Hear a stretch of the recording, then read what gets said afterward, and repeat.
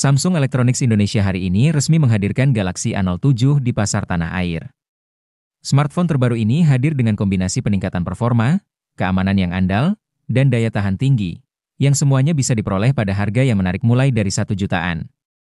Galaxy A07 menjadi jawaban bagi semua kalangan yang produktif, terkoneksi setiap saat, dan butuh perangkat yang siap mendukung aktivitas serta ekspresi digital mereka.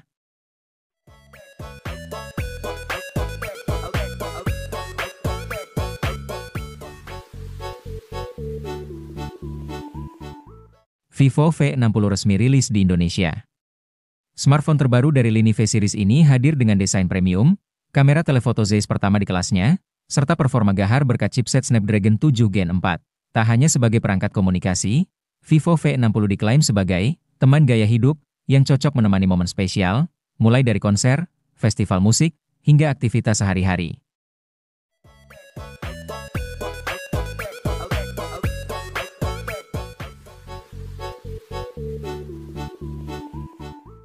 Samsung kembali memperluas lini ponsel kelas menengahnya dengan Galaxy A17 5G.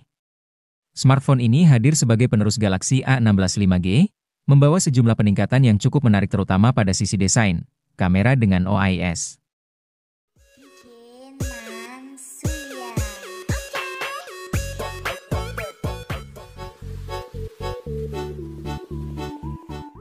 Dapur pacu ponsel ini ditenagai Snapdragon 685, serta dilengkapi sistem pendingin Gravity Cooling Sheet seluas 40.000 mm untuk menjaga performa tetap stabil saat bermain game.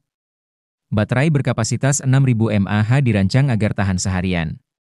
Dalam sekali pengisian penuh, ponsel ini mampu digunakan untuk navigasi Google Maps hingga 14 jam, bermain game MOBA hingga 10 jam, atau streaming konten online hingga 17 jam.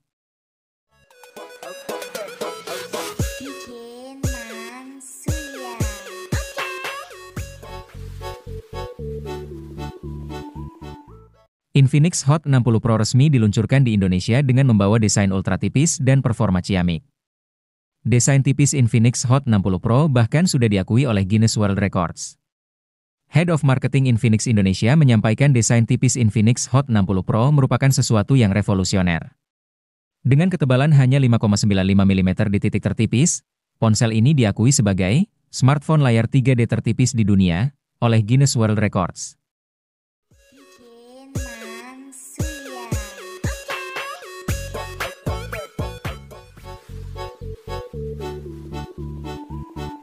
Samsung Electronics resmi meluncurkan Galaxy Z Flip 7, foldable AI paling compact dengan kemampuan multimodal, serta didukung oleh flex window terbaru.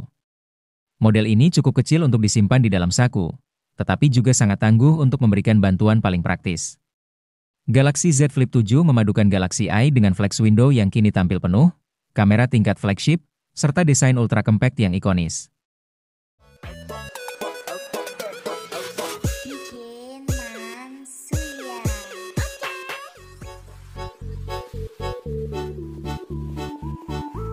Vivo telah merilis ponsel kelas entry-level Y19 SGT 5G yang dibanderol dengan harga 2 jutaan. Ponsel ini disebut menyasar segmen pengguna muda yang aktif. Kami merancang Vivo Y19 SGT 5G untuk anak muda yang aktif. Baik saat mereka sedang bermain game, belajar dari mana saja, membuat konten spontan, atau bahkan dalam perjalanan tanpa rencana, perangkat ini hadir untuk menjawab semua kebutuhan itu dalam satu genggaman.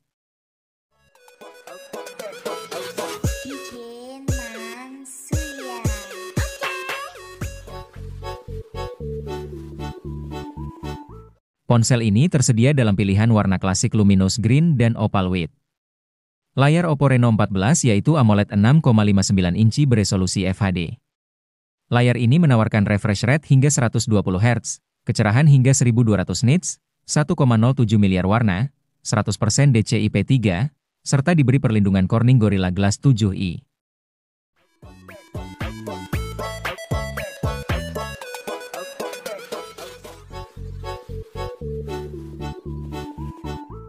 Vendor smartphone Vivo mengumumkan Vivo Y400 sebagai ponsel terbaru dari lini Y series.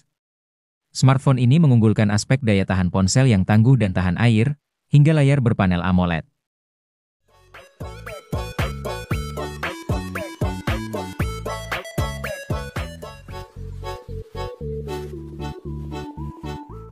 Peningkatan terbesar dibanding pendahulunya ada di kapasitas baterai dan kemampuan pengisian cepat.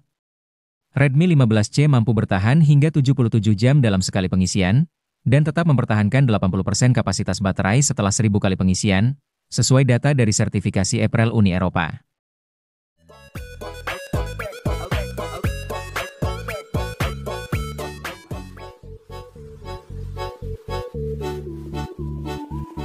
Ketahanan daya untuk kelas HP entry rasanya sudah jadi hal wajib.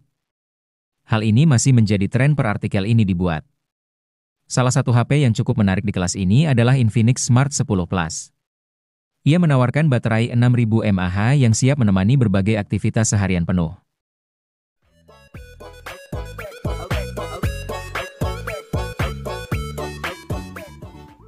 Poco F7 hadir dengan mengunggulkan aspek performa, dengan mengeklaim bahwa performa ponsel barunya ini cukup gesit, setara dengan ponsel flagship lain yang bisa menunjang aktivitas pengguna. Di balik performanya unggulnya tersebut, smartphone ini ditenagai dengan sistem on-chip Snapdragon 8S Gen 4. Chipset keluaran Qualcomm ini tergolong baru karena rilis pada April 2025 lalu.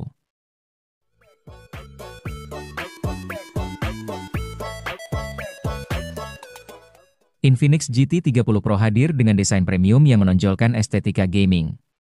Tersedia dalam 3 pilihan warna, yaitu Blade White, Shadow Ash, dan Dark Flare. Ponsel ini juga memiliki bodi yang ramping dengan bezel tipis untuk rasio layar ke bodi yang optimal. Infinix GT 30 Pro dirancang khusus untuk pengalaman gaming optimal dengan sejumlah peningkatan dibandingkan pendahulunya. HP ini mengusung layar AMOLED datar berukuran 6,78 inci.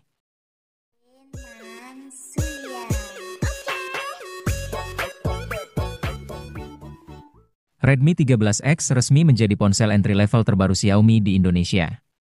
Smartphone ini dirilis dengan mengunggulkan aspek kamera dan baterai besar. Walau dikategorikan entry-level, Redmi 13X menawarkan kamera belakang dengan resolusi besar 108 megapiksel. Kamera ini juga dibekali kemampuan zoom hingga 3x yang diklaim tanpa penurunan kualitas. Selain itu, dukungan kamera tersebut juga dinilai dapat membantu pengguna menangkap objek foto di malam hari atau di lingkungan minim cahaya.